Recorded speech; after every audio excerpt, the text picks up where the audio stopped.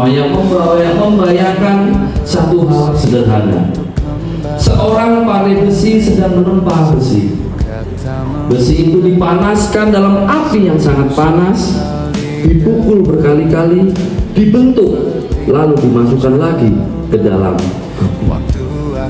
Kalau besi itu bicara, mungkin dia akan berkata, kenapa saya harus dipanaskan terus? Kenapa harus dipukul? Tapi justru karena proses itulah dia berubah. Dari yang biasa menjadi kuat, tajam, dan bernilai tinggi. Mental tangguh bukan dibentuk oleh kenyamanan, tapi tekanan yang diolah dengan benar. Ya, mental tangguh bukan lahir dari kenyamanan, tapi dari tekanan yang diolah dengan benar. Teman-teman insan Brilian Limboto yang aku banggakan, ada cerita lagi.